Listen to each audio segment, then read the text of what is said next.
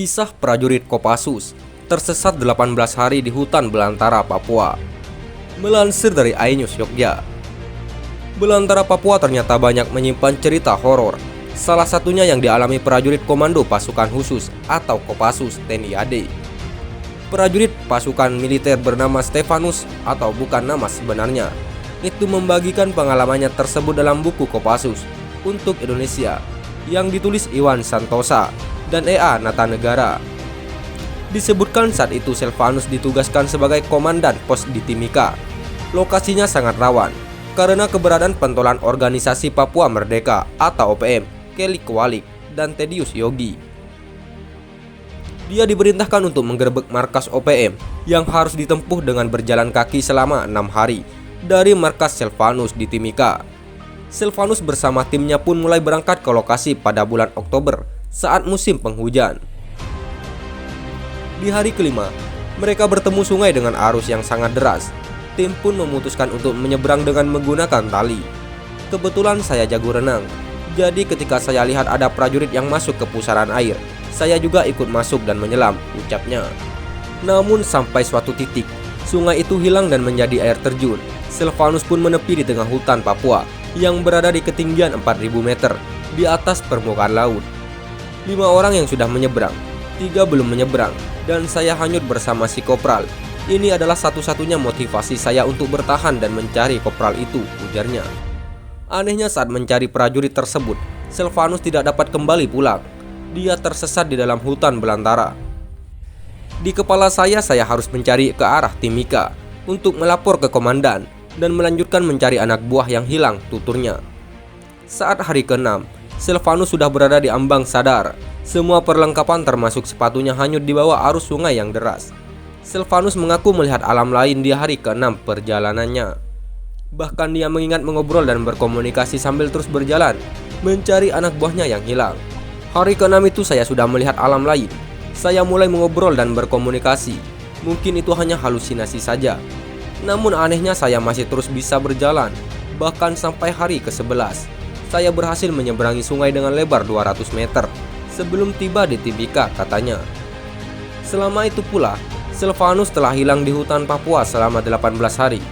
Dia akhirnya ditemukan oleh warga di Timika dengan kondisi selamat. Warga menemukannya dengan keadaan memprihatinkan. Fisiknya tinggal tulang belulang, berbalut kulit. Matanya saat itu terus berputar liar. Saya hanya tinggal tulang berbalut kulit saat itu. Mata terus berputar liar dan telapak kaki bengkak akibat tertancap potongan kayu.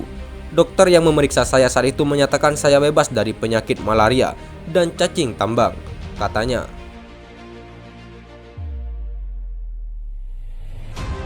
Sniper KKB Papua nekat lawan TNI sendirian.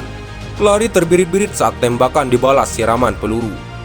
Melansir dari Tribun Palu.com, kelompok kriminal bersenjata atau KKB Papua tak pernah takut menghadapi apapun, termasuk melawan pasukan TNI Polri. Baru-baru ini kembali beredar video memperlihatkan anggota KKB Papua kontak tembak dengan TNI Polri viral di media sosial. Video itu diunggah akun YouTube Liwia Channel.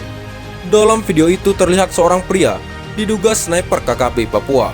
Hanya seorang diri, anggota KKB Papua itu nekat melepaskan tembakan diduga ke arah TNI Polri. Pria itu nampak mengendap-endap di hutan sambil menenteng senjata laras panjang. Sesekali terdengar suara tembakan dari arah seberang tempat pria itu. Ketika tembakan terdengar, anggota KKB Papua itu sontak merayap menghindari peluru yang mengarah ke dirinya. Anggota KKB Papua itu terlihat bingung dan tak tahu dari arah mana tembakan berasal. Diduga pria itu terjebak dan terkepung di tengah hutan. Lawannya tak lain adalah prajurit TNI Polri.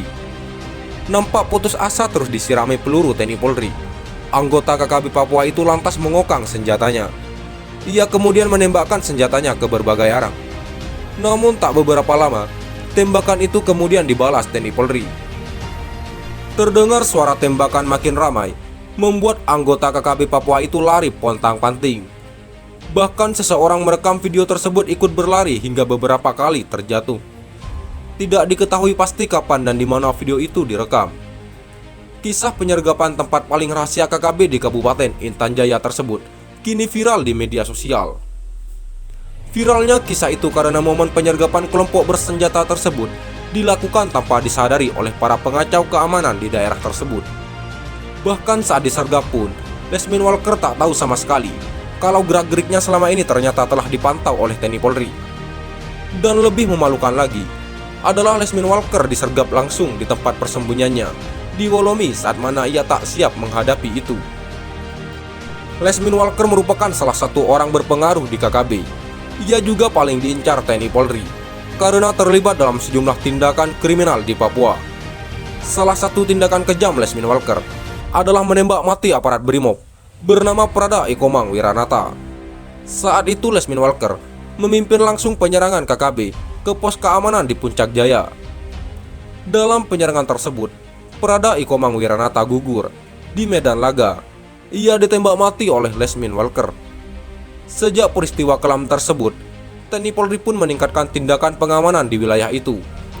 Siang malam mereka mencari dan mengejar Lesmin Walker, hingga akhirnya menemukan pria yang paling dicari tersebut. Dan kisah pencarian pun menjadi trending topik, sebab seluruh wilayah Intan Jaya diobok-obok oleh aparat keamanan. Selain di kota dan di kampung-kampung, aparat TNI Polri pun menyisir seluruh sisi hutan belantara di daerah tersebut. Ibarat sepandai-pandainya tupai melompat, tapi akhirnya jatuh juga ke tanah. Itu yang terjadi dalam kasus ini. Sepandai-pandainya Lesmin Walker bersembunyi, menyusun rencana dan menyerang TNI Polri, ia pun jatuh oleh perbuatannya sendiri. Bahkan saat dirinya tak siap menghadapi penghakiman terakhir oleh TNI Polri, pada saat itulah maut datang menjemput. Ironisnya, Lesmin Walker bukan dijemput maut saat sedang berperang, tapi ketika ia sedang berkumpul bersama kelompoknya. Lesmin Walker CS dihabisi saat sedang berada di Wolomi, tempat persembunyiannya di tengah hutan di distrik Ilaga. Kabar mengejutkan lagi adalah tatkala Lesmin Walker disergap. Pada saat itu, Panglima Lekagak Telenggen lari terbirit-birit. Bahkan Lekagak Telenggen yang terkenal bengis itu kini harus berpindah-pindah dari satu tempat ke tempat yang lain. Sebab hanya dengan cara itu, ia bisa lolos dari kejaran aparat TNI Polri yang semakin ngotot di tanah Papua. Dan sejak Lesmin Walker dikirim ke alam maya, sejak itu pula markas Komandan Operasi KKB di Intan Jaya dikuasai TNI Polri. Dari markas Lesmin Walker itu, TNI Polri mengamankan sejumlah dokumen penting yang terkait dengan Papua Merdeka. Turut diamankan pula beberapa helm militer, senjata tajam dan sejumlah handphone. Bahkan dari dokumen yang diamankan itu, terungkap pula sejumlah rencana KKB dalam mewujudkan perjuangannya. Sekian dan terima kasih. Jika ada salah kata, kami mohon maaf. Jangan lupa like, komen, dan subscribe.